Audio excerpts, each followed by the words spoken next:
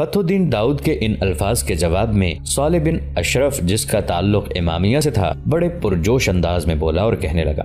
اس موقع پر میں سمجھتا ہوں منصور بن احمد کی تجویز سے اتفاق نہ کرنا سب سے بڑی غداری اور نمک حرامی ہے، لہٰذا ہمیں ابھی اسی وقت اٹھ کر خلیفہ مستعصم کے بیٹے ابو بکر سے بات کرنی چاہیے اور اسے ساتھ لے کر خلیفہ کی خدمت میں حاضر ہو کر ابن القمی کی کارستانیوں اور موجودہ حالات سے اسے آگاہ کرنا چاہیے۔ صالح بن اشرف کے یہ الفاظ سن کر سب خوش ہو گئے تھے۔ پھر فتح الدین داؤد کے کہنے پر سب اٹھ کھڑے ہوئے اور خلیفہ مستعصم کے بیٹے ابو بکر کی طرف روانہ ہوئے۔ ابو بکر کے ہاں پہنچ کر جو صورتحال بغداد میں رونما ہوئی تھی اسے اس سے آگاہ کیا گیا، لہٰذا ابو بکر بھی تاؤ کھا گیا اور جذبات میں ڈوبی آواز میں کہنے لگا، قسم خداوند محترم کی، اگر موجودہ خلیفہ میرا باپ نہ ہوتا تو میں اسے موت کے گھاٹ اتار دیتا۔ اس کے بعد ابو بکر کو لے کر وہ سارے سالار خلیفہ مستعصم کی خدمت میں حاضر ہوئے اور بغداد اور عالم اسلام کی تباہی اور بربادی کے لیے جو کچھ ابن القمی کر رہا تھا اس ساری صورتحال سے خلیفہ مستعصم کو آگاہ کیا گیا۔ مورخین لکھتے ہیں کہ جب ابن القمی کے ان فاسد خیالات سے خلیفہ کو خبردار کیا گیا اور انہوں نے خلیفہ کو ابن القمی کی غدارانہ کوششوں اور منصوبوں سے آگاہ کیا تو خلیفہ اس قدر احمق، جاہل اور پست ہمت تھا کہ اس نے ان تمام لوگوں کی تمام باتوں کو خود القمی سے بیان کر دیا۔ القمی نے فوراً اپنی وفاداری اور فرما برداری کا یقین دلا کر ان لوگوں کو غدار اور فتنہ پرور بتایا۔ مورخین مزید لکھتے ہیں کہ اس طرح القمی کی باتوں سے خلافت مآب کو اس کا یقین آ گیا، القمی کا اقتدار اور بھی زیادہ بڑھ گیا اور خیرخواہوں کی زبانیں نصیحت کاری سے بالکل بند ہو گئی۔ اس کے بعد مورخین کہتے ہیں کہ القمی نے خلیفہ کو لہو و لعب اور شراب نوشی کی طرف مائل کر دیا اور اندیشے سے محفوظ ہو گیا۔ یوں غدار ابن القمی نے ہلاکو خان کے حملے کو کامیاب بنانے کے لیے بغداد کی زمین ہموار کر دی۔ بغداد پر حملہ آور ہونے سے پہلے ہلاکو خان شاید اپنے چچا زاد بھائی برقائی خان سے نمٹ لینا چاہتا تھا۔ اسے یہ تو خبر تھی کہ برقائی خان اسلام قبول کر چکا ہے اور آس پاس کے علاوہ سمرقند، بخارا کے مسلمان اس کے پاس جمع ہونا شروع ہو گئے ہیں۔ اس بنا پر سب سے پہلے وہ برقائی خان پر حملہ آور ہو کر اسے ناکامی سے دوچار کر کے اپنے آنے والے دنوں کو محفوظ کرنا چاہتا تھا، تاکہ کسی بھی موقع پر برقائی خان اپنے لشکر کو لے کر پہاڑی کچھار سے نکل کر اس پر حملہ آور ہونے کی جرات نہ کرے۔ دوسری طرف برقائی خان کو بھی خبر ہو چکی تھی کہ ہلاکو خان اس پر حملہ آور ہونے کے لیے پر تول رہا ہے، لہٰذا اپنے کوہستانی سلسلے کے اندر اس نے بھی اپنی تیاریوں کو آخری شکل دے دی تھی۔ اس کے ساتھ اس کا بھتیجا نوگائی بھی تھا جو باتو خان کا بیٹا تھا، وہ ہلاکو خان کا سامنا کرنے کے لیے بالکل تیار تھا۔ دوسری طرف تاریخ کے اوراق میں ایک نئی صورت میں نمودار ہونے والی قوت فرا تاتاریوں کی تھی، جن کے متعلق مورخین نے بڑی تفصیل کے ساتھ لکھا ہے، اور یہ فرا تاتار جن کے اندر اب بہت سے لوگ اسلام قبول کر چکے تھے، وہ برقائی خان کے قریبی اور آس پاس کوہستانی سلسلوں کے اندر موجود تھے، اور چونکہ برقائی خان کی حمایت انہیں حاصل تھی، برقائی خان کی طرف سے انہیں ضرورت کا سامان ملتا تھا، اور برقائی خان نے انہیں بھی اجازت دے رکھی تھی کہ کسی بھی موقع پر اگر انہیں ہلاکو خان کے ساتھ ٹکراؤ کے دوران پسپائی کا سامنا کرنا پڑتا ہے تو وہ پیچھے ہٹ کر اس کے علاقوں میں رہائش اختیار کر سکتے ہیں۔ اس بنا پر فرا تاتار قبائل بھی تیار اور مستعد تھے۔ چنانچہ ہلاکو خان بڑی تیزی اور برق رفتاری کے ساتھ پیش قدمی کرتا ہوا برقائی خان کے کوہستانی سلسلوں میں داخل ہوا۔ وہ آگے بڑھتا چلا گیا، لیکن کسی مقام پر کوئی بھی طاقت اس کے مقابل نہ آئی، جس کی بنا پر اس کے ذہن میں یہ بات بیٹھ گئی کہ برقائی خان اس کا سامنا کرنے سے گریز کر رہا ہے۔ اس پر ہلاکو خان کا ایک طرح سے رعب اور خوف طاری ہو گیا ہے، اسی بنا پر وہ ہلاکو خان کے مقابل نہیں آ رہا۔ یہ صورتحال دیکھتے ہوئے ہلاکو خان نے تہیہ کر لیا کہ وہ اسی طرح یلغار کرتا ہوا برقائی خان کے نئے بسائے جانے والے شہر سرائے برقائی تک یلغار کرتا جائے گا اور اس کے مرکزی شہر کرارند کو واپس لوٹے گا۔ لیکن ہلاکو خان تھوڑا سا ہی مزید آگے گیا ہوگا کہ ایک مقام پر جو کافی وسیع تھا، برقائی خان اور اس کا بھتیجا نوگائی اپنے لشکر کے ساتھ ہلاکو خان اور اس کے لشکر کی راہ روکے کھڑے ہوئے تھے۔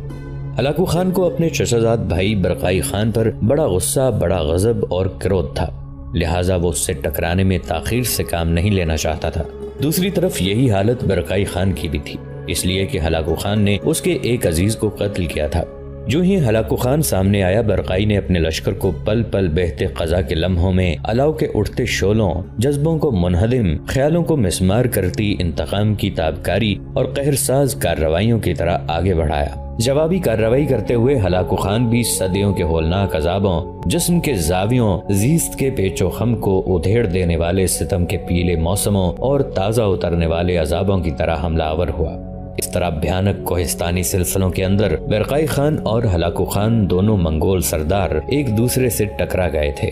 یہ ٹکراؤ تھوڑی دیر ہی رہا ہوگا کہ اچانک کوہستانی سلسلوں کے اندر ہی اندر ایک طرف سے فراتاتار قبائل نمودار ہوئے۔ اس طرح کوہستانی سلسلوں کے اندر ان گنت تیغزن اور جنگجو ایک دوسرے کے سر پر موت بن کر کھیلنے لگے۔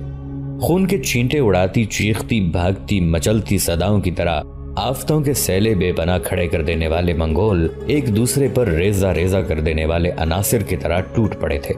ہلاکو خان نے اپنی طرف سے پوری کوشش کی کہ برقائی کے علاوہ فراتاتار کو بھی شکست سے دوچار کرے، لیکن سامنے کی طرف سے برقائی خان اور ایک پہلو کی طرف سے فراتاتار نے اس کے لشکر پر حملہ آور ہو کر اس پر ایسا دباؤ ڈالا کہ ہلاکو خان کو یقین ہو گیا کہ اگر تھوڑی دیر تک مزید جنگ جاری رہی تو برقائی خان اور فراتاتار دونوں مل کر اس کے لشکر کو چیر پھاڑ کے رکھ دیں گے۔ لہذا اس نے پسپائی اور شکست قبول کی اور پیچھے ہٹتا ہوا وہ ان کوہستانوں سے نکل کر ادھر ہی جا ٹھہرا جہاں اس نے پڑاؤ کیا تھا اور جہاں سے نکل کر اس نے برقائی پر حملہ آور ہونے کا رخ کیا تھا۔ ہلاکو خان کو بدترین شکست دینے کے بعد برقائی خان اور اس کا بھتیجا نوگائی ایک جگہ ایک بڑی چٹان پر بیٹھ گئے۔ پھر برقائی خان نے فراتاتار قبائل کے سردار لوئی تاشی اور نائب سردار شانگا خان کو طلب کیا۔ جب وہ دونوں سردار برقائی خان کے سامنے آئے تب برقائی خان نے اپنی جگہ سے اٹھ کر انہیں گلے لگا لیا، ان دونوں کی پیشانیاں چومی۔ ہلاکو خان کے خلاف ان کی بہتر کارگزاری پر انہیں اس نے مبارکباد دی، پھر چٹان پر اپنے قریب بٹھایا اور ان دونوں کو مخاطب کر کے کہنے لگا، تم نے کیا خوب ہلاکو خان کے لشکر کے پہلو پر حملہ آور ہو کر اپنی کامیابی اور اس کی شکست کو یقینی بنایا۔ میں تمہاری جرت مندی، تمہاری دلیری اور شجاعت کو سلام پیش کرتا ہوں۔ دیکھو، میرے شہر سرائے برقائی سے 10 میل شمال میں کوہستانی سلسلے کے اندر تم لوگوں نے جو اپنے لیے رہائش گاہیں بنائی ہیں، مجھے میرے مخبروں نے بتایا ہے کہ وہ رہائش گاہیں بہت تھوڑی ہیں اور ان رہائش گاہوں میں صرف وہ لوگ قیام کیے ہوئے ہیں جو سب سے پہلے یہاں پہنچے، اور جو بعد میں آئے وہ اپنے بیوی بچوں کے ساتھ کھلے آسمان تلے زندگی بسر کرنے پر مجبور ہیں، رات خیموں میں بسر کرتے ہیں۔ میں نے اپنے بھتیجے نوگائی سے کہہ دیا ہے، یہ کچھ کاریگر اور اپنے لشکر کا ایک حصہ تمہارے ساتھ روانہ کرے گا۔ یہ کاریگر مسلمان ہیں اور میرے پاس بخارا اور سمرقند سے آئے ہیں، بہت اچھے کاریگر ہیں۔ یہ تمہارے ہاں بڑی تیزی سے مکانوں کی تعمیر کریں گے۔ ان ساری تعمیرات کے سارے اخراجات میں خود برداشت کروں گا، اور وہاں اس قدر مکانات اور رہائش گاہیں تعمیر کی جائیں گی جو تمہاری ضرورت سے بھی زیادہ ہوں گی، تاکہ آنے والے دور میں اگر فراتاتار کے مزید لوگ یہاں آ کر رہنا چاہیں اور ہلاکو خان کے خلاف ہمارا ساتھ دینا چاہیں تو ان کی رہائش کا بہترین اہتمام کیا جائے۔ یہ کام 1-2 دن میں شروع ہو جائے گا اور میں چاہوں گا کہ یہ کام 1-2 مہینے کے اندر اندر بالکل مکمل کر لیا جائے۔ اس علاقے میں عمارات میں استعمال ہونے والا پتھر بے شمار ہے اور ان پتھروں کو دیواروں میں چنے جانے کے قابل بنانے والے بخارا اور سمرقند کے بہت سے کاریگر پہنچ چکے ہیں جو تمہارے لیے رہائش گاہیں تعمیر کریں گے اور ایک خوبصورت چھوٹے شہر کی شکل دیں گے، جس کے اندر بازار بھی ہوں گے، دکانیں بھی ہوں گی، تاکہ جب امن ہو تو تمہارے لوگ پرسکون ماحول میں اپنے نئے آباد ہونے والے شہر میں زندگی بسر کر سکیں۔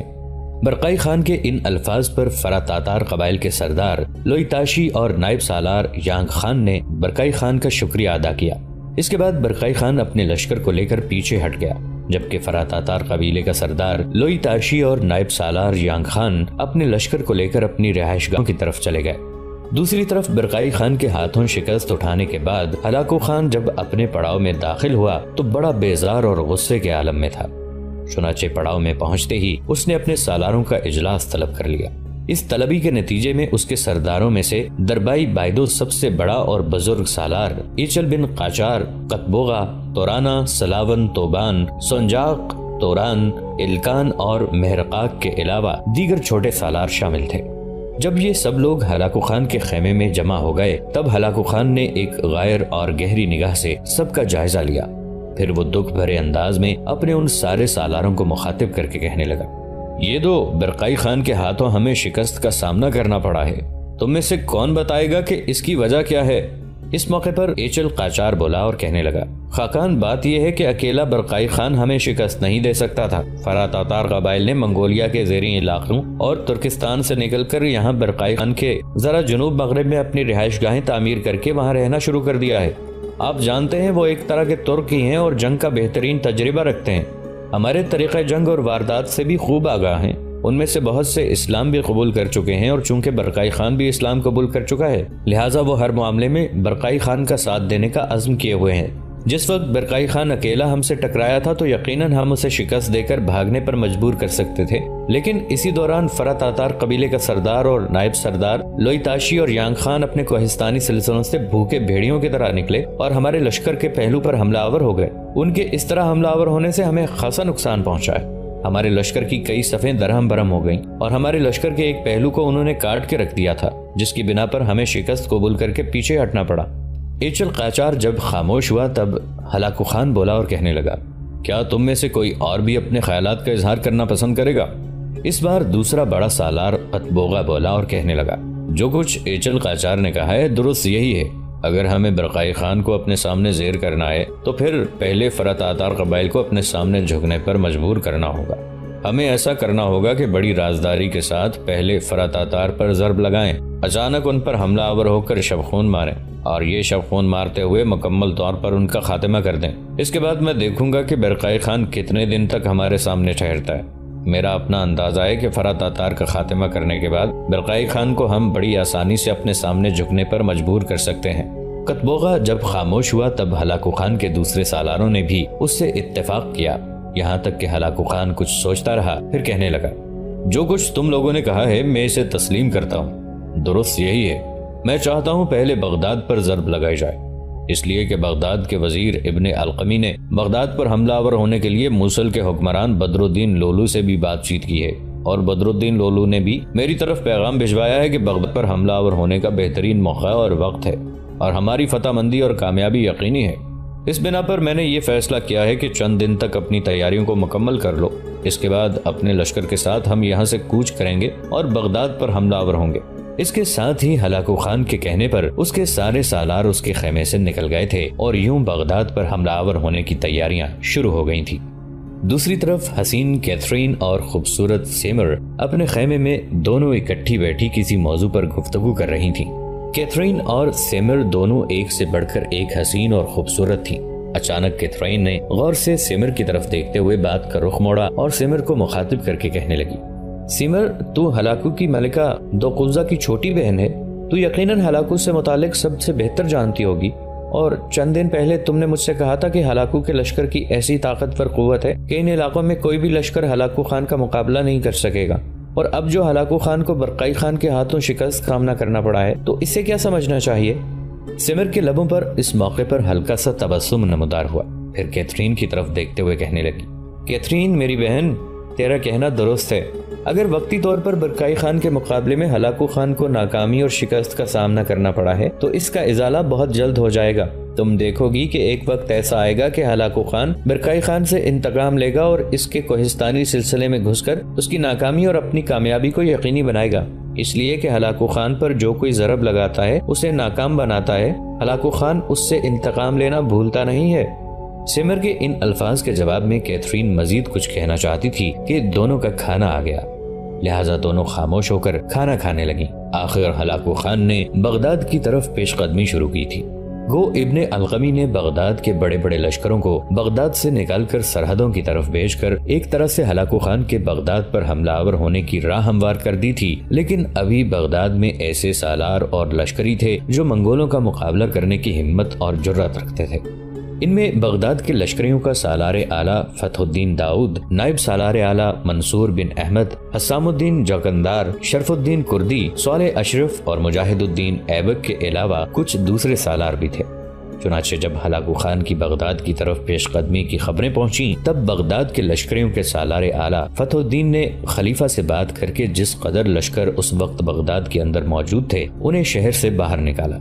اس موقع پر ابن القمی کی رائے اس کے مخالف تھی، لیکن فتح الدین اور نائب سالار اعلیٰ منصور بن احمد نے ابن القمی کی کوئی بھی بات نہ مانی۔ صورتحال کو نازک دیکھتے ہوئے خلیفہ مستعصم نے بھی چپ سادھ لی تھی۔ چنانچہ فتح الدین داؤد اور منصور بن احمد اپنے ساتھی سالاروں کے ساتھ اپنے لشکر کو لے کر بغداد سے باہر نکلے اور بغداد کے باہر ہی انہوں نے ہلاکو خان کا مقابلہ کرنے کی ٹھان لی تھی۔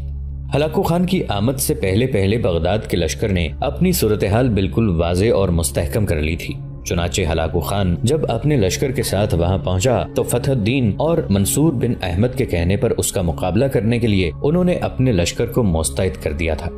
دونوں طرف سے صفیں درست ہونا شروع ہو گئی تھیں۔ بغداد کے لشکر کو 3 حصوں میں تقسیم کیا گیا۔ ایک حصہ فتح الدین داؤد کے پاس رہا جو لشکریوں کا سالار اعلیٰ تھا اور اپنے ساتھ اس نے مجاہد الدین ایبک کو رکھا۔ لشکر کا دوسرا حصہ نائب سالار منصور بن احمد کی کمانداری میں تھا اور وہ اپنے حصے کے لشکر کے ساتھ دائیں جانب، جبکہ صالح بن اشرف اس کے نائب کی حیثیت سے کام کر رہا تھا۔ لشکر کا تیسرا حصہ بائیں جانب رکھا گیا۔ اس کی کمانداری شرف الدین کردی کے ہاتھ میں تھی اور حسن الدین جوکندار اس کی نیابت کر رہا تھا۔ منصور بن احمد کے تحت جو لشکر تھا اس میں زیادہ تر عرب شامل تھے۔